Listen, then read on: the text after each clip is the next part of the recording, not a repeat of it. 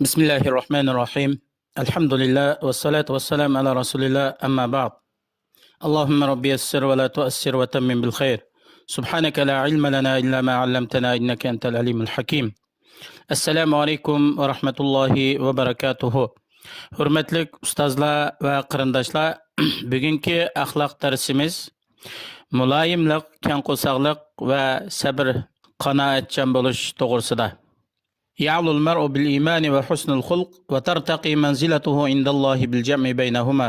قال صلى الله عليه وسلم: أنا زعيم أي ضامن ببيت في أعلى الجنة لمن حسن خلقه. رواه أبو داود.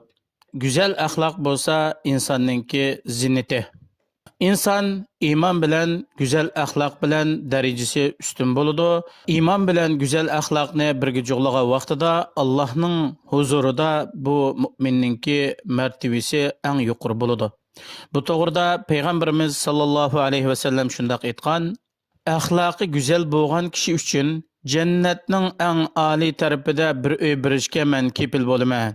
Bu yerda keng qursaqlik, muloyimlik degan ahlakning asosi. Aqlning mukammal ekanligining dalili va insonninki o'zini tutib olganligininki alomati. Muloyimlik keng qursaqlik bilan sifatlangan kishininki sha'ni katta bo'ladi, o'rni ustun bo'ladi, oqibati maqtalg'uchi bo'ladi, qilgan ish-harakatlaridan hamma rozi bo'ladi. Bu to'g'rida islom peshvoyi Ibn Taymiya rahimahulloh shunday aytadi: muloyimlik keng qursaqlik, aziyatlarga sabr qilish, zulm qilingan bo'lsa afu qilib o'tish, bu dunyo va oxirat ahlininki axloqining eng afzalidir. Bu go'zal axloq bilan inson ro'z tutquchilar va kechda qiyomda tug'uvchilar yetolmaydigan oliy darajalarga erishadi.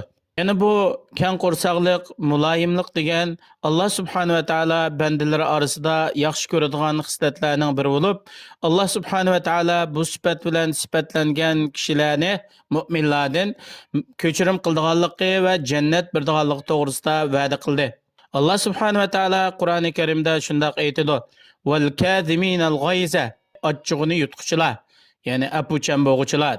İbn Kasir rahimahullah bu oyatni tushuntirib deydi: bular kishilarga o'zininki ochchig'ini bildirmaydi, balki ularninki yomonligidan saqlanadi va bu to'g'rida Allohning huzurida savob umid qiladi.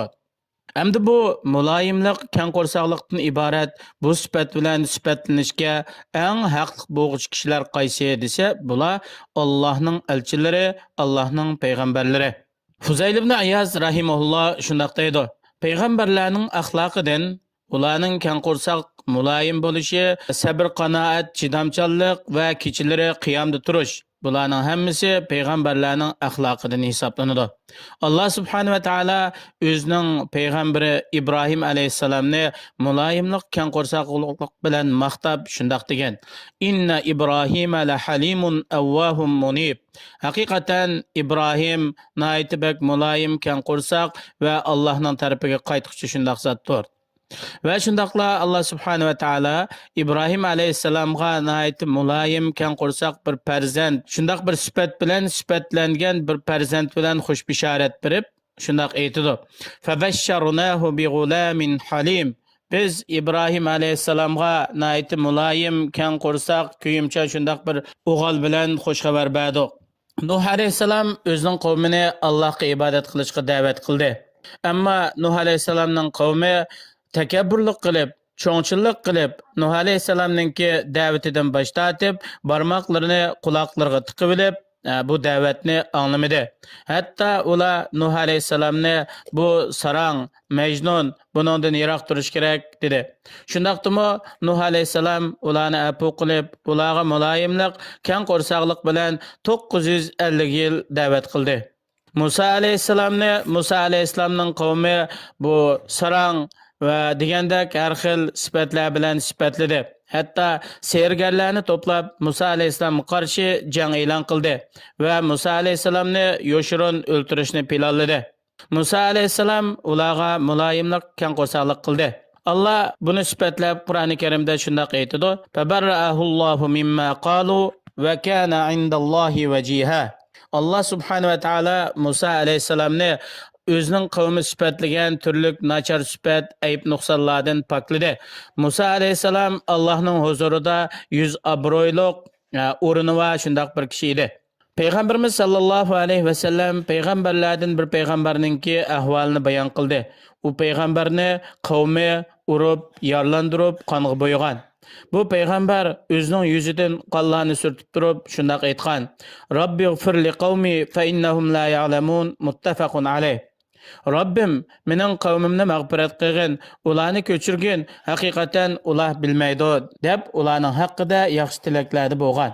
Yana payg'ambarimiz Muhammad sallallohu alayhi vasallam o'zining qavmidan nurg'un masxira, aziyatlarga uchragan.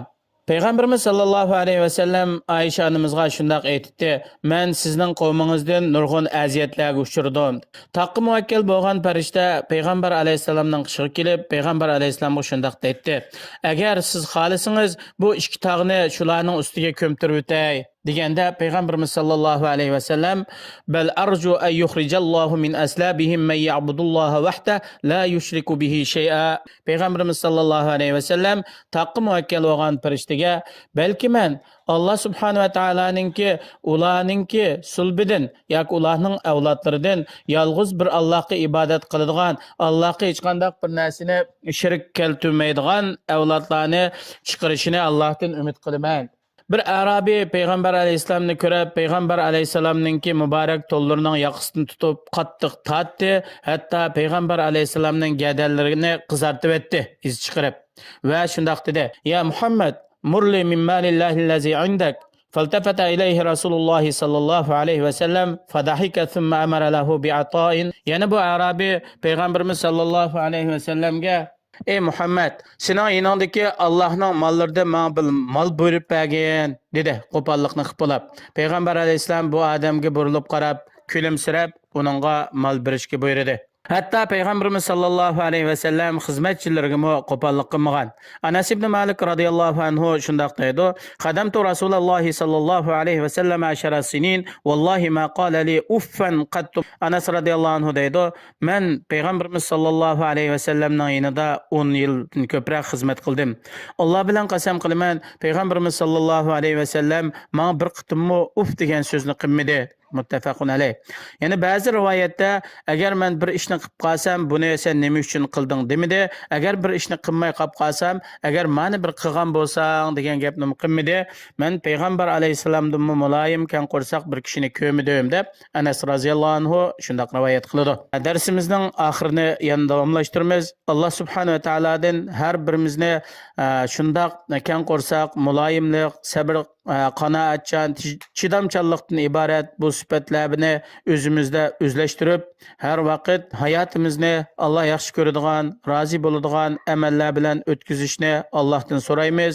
Alloh subhanahu va taolo har birimizni yaxshilikka muvaffaq qilsin. Assalomu alaykum va rahmatullohi va barakatuh.